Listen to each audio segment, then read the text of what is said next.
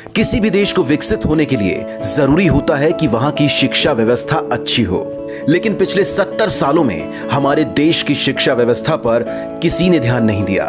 जनता ने तो उम्मीद ही छोड़ दी थी कि सरकारी स्कूल ठीक भी हो सकते हैं, लेकिन फिर दिल्ली में आई केजरीवाल सरकार, जिसने 5 साल में यह साबित कर दिया कि सरकारी स्कूल शानदार हो तो सकते हैं। सरकारी स्कूल प्राइवेट स्कूलों से बेहतर रिजल्ट ला तो सकते हैं। पिछले 5 सालों से लगातार दिल्ली के सरकारी स्कूल अपना ही रिकॉर्ड तोड़ते आ रहे हैं और इस साल तो उनका रिजल्ट 98% पहुंच गया है। इस रिजल्ट के भागीदार सरकारी स्कूलों के छात्रों से जब मुख्यमंत्री अरविंद केजरीवाल और शिक्षा मंत्री मनीष सिसोदिया ने करी मुलाकात, तो हुई कुछ खास बातें।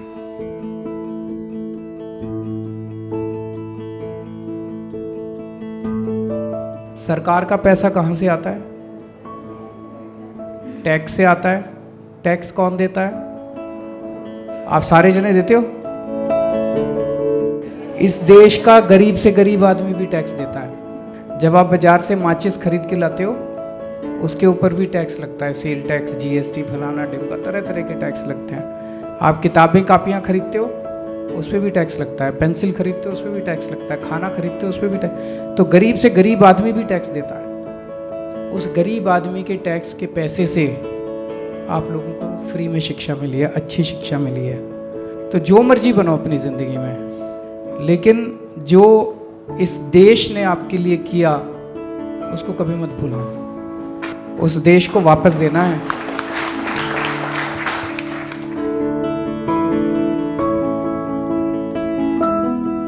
दादी की तबीयत खराब थी तो मम्मी पापा आ नहीं सकते थे वहाँ से, और लॉकडाउन में भी बहुत प्रॉब्लम, क्योंकि पैसे वो लोग लेके गए थे अपने साथ और हमारे पास थे नहीं इतने। तो मेरे पास जो सेविंग्स थी मेरी 2000 रुपीज़ ही थे मेरे पास उस टाइम। तो 1500 मैंने चलाए वो 2 महीने।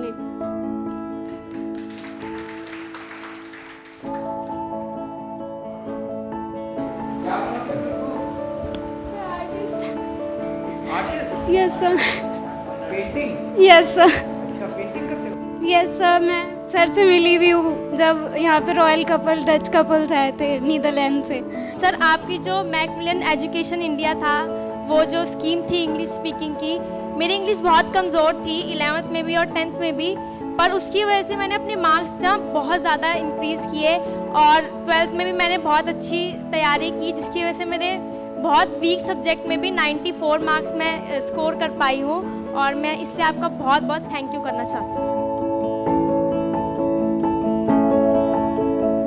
हमने किसी के कास्ट पे बात नहीं की, पर इस देश में आज भी बहुत सारे लोगों को अपनी कास्ट की वजह से नीचा दिखाया जाता है। आज मैं जिस गांव से आता हूं, मेरे पास ज़मीन है और मेरे उसी गांव में एक कास्ट वर्ग है जिसके पास ज़मीन नहीं है, और आज उनके बच्चे और उनके बच्चों के बच्चे 10वीं पीढ़ी 12वीं पीढ़ी भी आके दिल्ली में सिर्फ और सिर्फ इसलिए आके क्योंकि उनके गांव में भी ज़मीन नहीं है, खेती नहीं है 20 साल पीढ़ी पहले, और आज भीख मांगने से लेके छोटे छोटे काम ऐसे करने पे मजबूर हैं और एजुकेशन मिल नहीं पाई।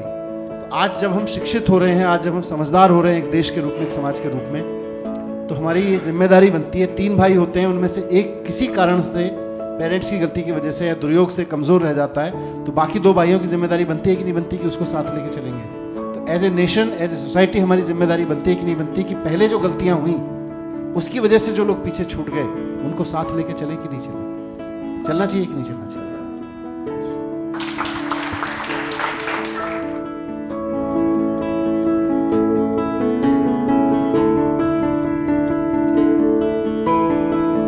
गुड आफ्टरनून सभी को।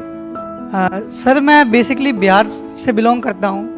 सर, मैं दिल्ली अपने अंकल के साथ रहता था बचपन से ही। 3rd क्लास में मैंने गवर्नमेंट स्कूल में मेरा नाम लिखवाया गया था। आफ्टर 10th क्लास मैंने अपने अंकल का भी घर छोड़ दिया।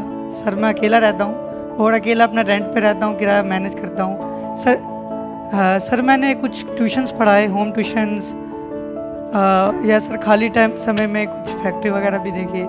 तो बाकी सर 12th में सर फिर टीचर्स ने सर बहुत ज़्यादा हेल्प की, क्योंकि उन्होंने कहा सर कि 12th ये हमारे लाइफ के मार्क्स हैं, ये लाइफ डिसाइड करते हैं। तो सर हमारे प्रिंसिपल सर, हमारे और टीचर्स सर, इन्होंने टाइम पे मोटिवेट किया सर, जिसका रिज़ल्ट ये है कि आज मैं फर्स्ट टाइम आपके सामने हूँ। धन्यवाद sir.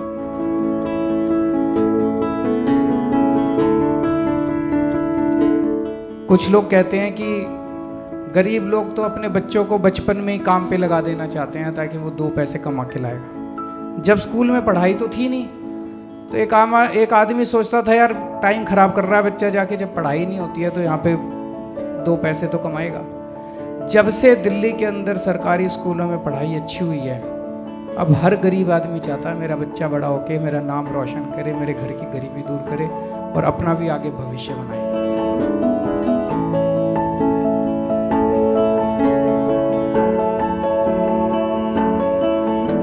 Good afternoon sir, good afternoon to all. Sir मैं 9th क्लास में फ़ेल हो गई थी मैथ्स में, और उसके बाद मेरे टीचर्स ने समझाया, प्रिंसिपल सर का भी उस पर सपोर्ट मिला और पेरेंट्स का भी मिला, तो उसकी वजह से मैंने 80% प्लस स्कोर किया 9th में। और सर मैंने फिर क्लास 11th में टॉप किया, और मैंने कभी सोचा भी नहीं था क्लास 12th में मैं 96.2 स्कोर करूँगी।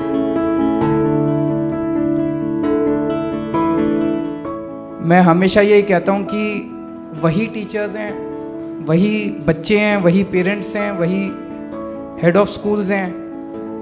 अब सिस्टम थोड़ा सा बदल गया, व्यवस्था थोड़ी सी बदल गई, एक ईमानदार सरकार आ गई तो सारा का सारा ढांचा बदल गया। तो आप ऐसे ही लगे रहिए, सभी बच्चों के अच्छे भविष्य की मैं कामना करता हूँ और उम्मीद करता हूँ कि आप लोग अपने जीवन में खूब फले फूलें और देश का नाम रोशन करें। Thank you.